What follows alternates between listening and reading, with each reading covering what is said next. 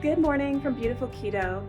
My name is Kristen from Tiny Footsteps Travel, and I have spent the past 4 days exploring Quito with my husband and 2 kids.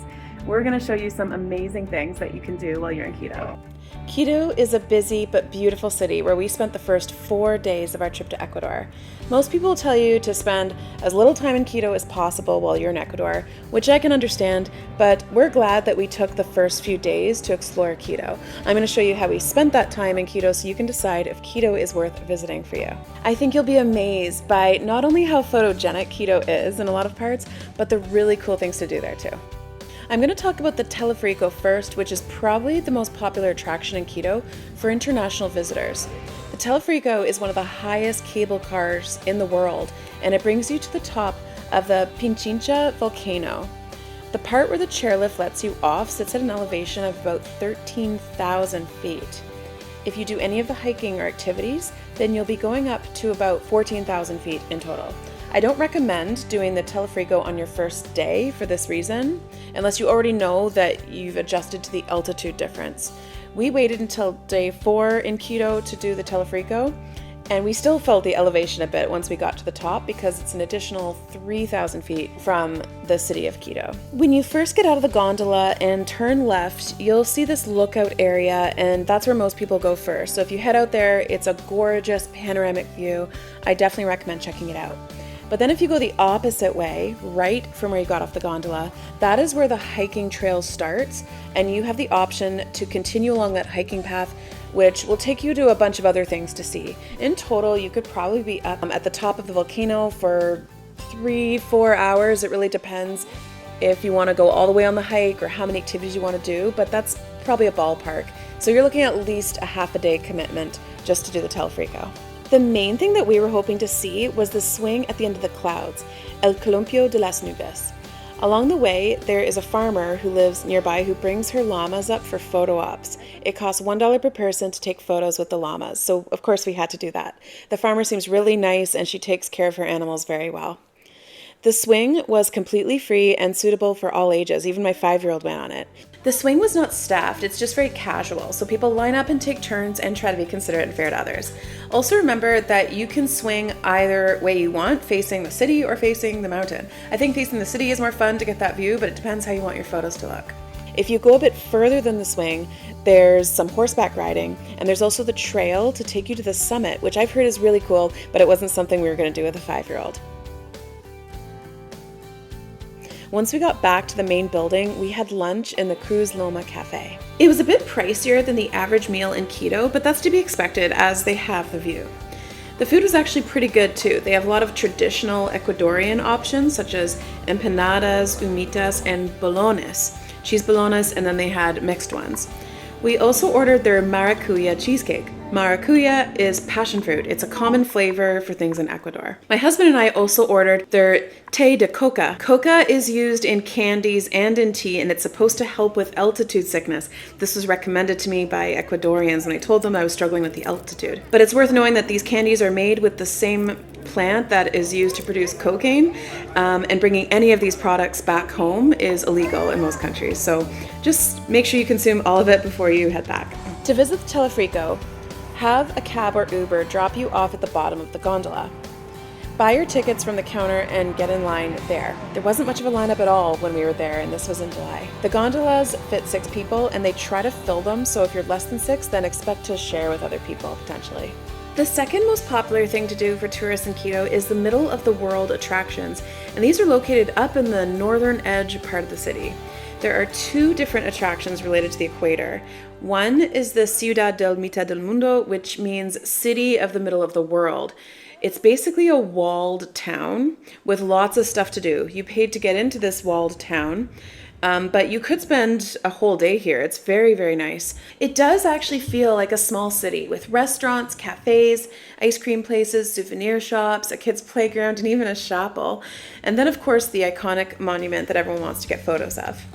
We really liked what they've done here. It's a nice place. We were only here for a short time, but you could easily spend the whole day if you wanted to.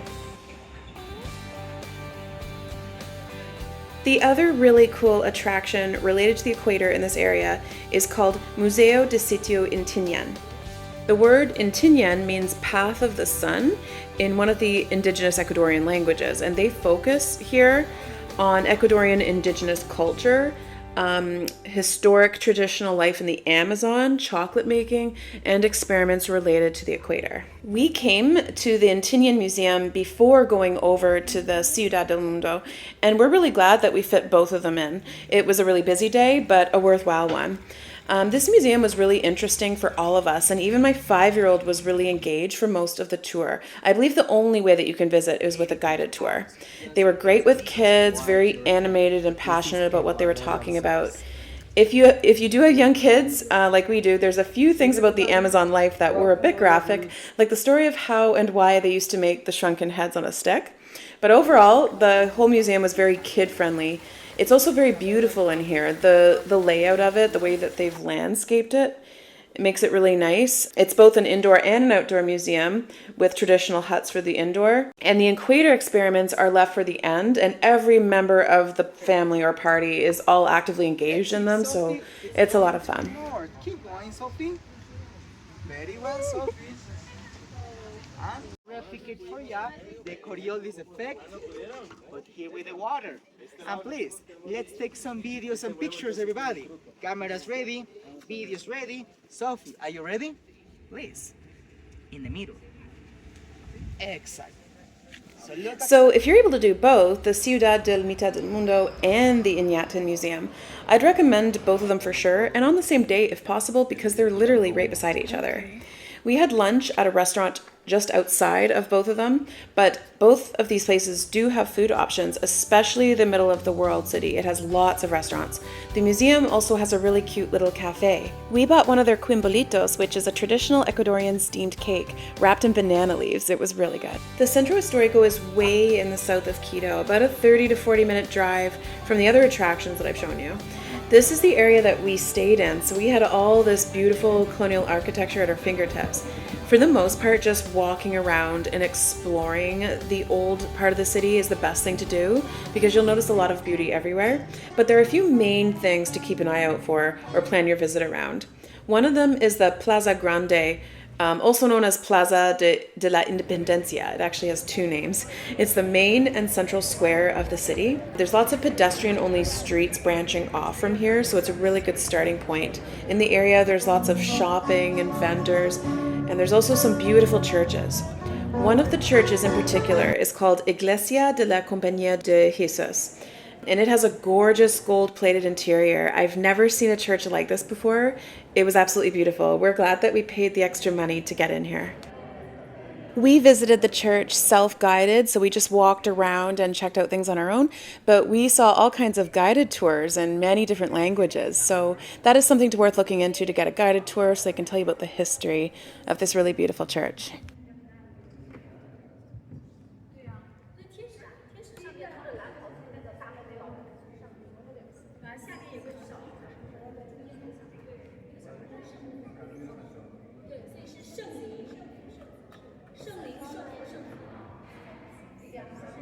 Another thing worth making your way over to see is Calle La Ronda. It's a cute, more narrow, pedestrian-only and cobbled street. It has little shops, cafes, restaurants, and some art galleries. If you follow this little street up and down, there's lots of photo-worthy spots. It's really cute. Around the corner from Calle La Ronda is another church that we liked, and we just happened to go in because it was literally a stone's throw from where we were staying. And it's called Iglesia de Santo Domingo. It's free to pop into this one, and I couldn't get over the yellow and the blue colors of the inside. It was also very pretty. This church also has a square right in front of it. It might be a good spot to bring really young kids, as there's a fountain, lots of pigeons, and it's a wide open space, so you can just rest a bit more comfortably knowing that there's not a ton of traffic. I will say that my videos show you the beauty of Old Quito, but it is worth mentioning that the Centro Historico also has a lot of really busy traffic. So little kids definitely hold on to their hands. As you walk around the Centro Historico, you'll see many different views of what is called La Virgen de la Panecillo. Panecillo means hill in Spanish. So it is a 135-foot statue of the Virgin Mary high on a hill. You can visit the statue from Old Town, but hiking up the hill would be possible, but also really hard work. We got driven up here. At the top, you'll see some vendor stalls selling souvenirs, and there's lots and lots of viewpoints and spots to look out over the gorgeous scenery. It's clear that some people, especially locals, just come up here and relax and picnic for the afternoon. You can definitely do that. You can get an even better view from going up the tower, which is really cheap. I think it was $1 or $2 per person. And then you take the stairs up to their viewing platform of the Virgin Mary, and then you get some more panoramic views as the platform wraps all the way around the statue, so you can just walk around looking everywhere over the scenery. It's really spectacular. This is a view from the viewing platform of the Virgin Tower where you can see the shops where they're selling souvenirs, and also you can see that there's some walkways where you could spend more time walking around exploring the views from the top of this hill. Another neighborhood in Quito worth spending time in is La Carolina, and one of the coolest things about it is that it has a large 150-acre park called Parque Carolina. It has botanical gardens, ponds, sports fields, jungle gyms for kids to play on, a kids' library. It's a very laid-back place to visit. About a 15-minute walk from Parque Carolina is a fruit market that my Spanish tutor who lives in Quito recommended. It's called El Mercado Iñaquito.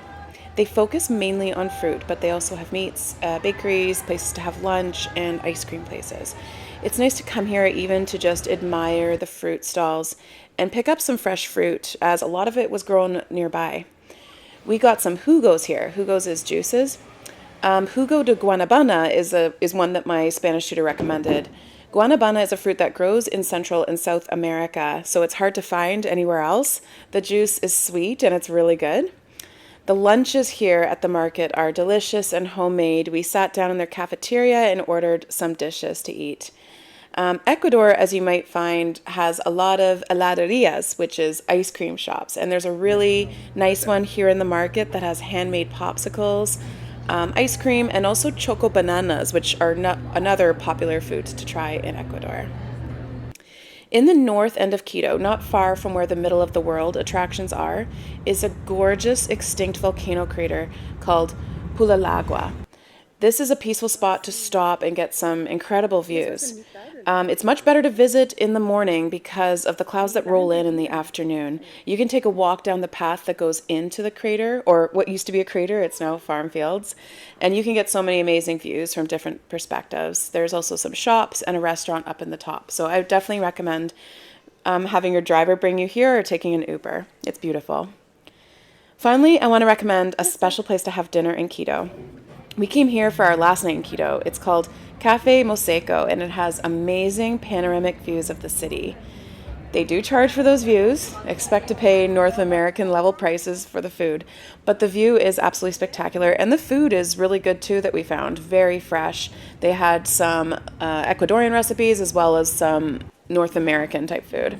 If you decide to reserve online, which you can on their website, be sure to pick Balcón Abierto, which is open balcony. And that'll give you this view that we had on the outside view. I hope that you've gotten some great ideas of things to do in Quito. It's an amazing and unique city and very worth spending time in. If you're new to my channel, don't forget to subscribe as I cover a lot of Ecuador, Latin America, and around the world.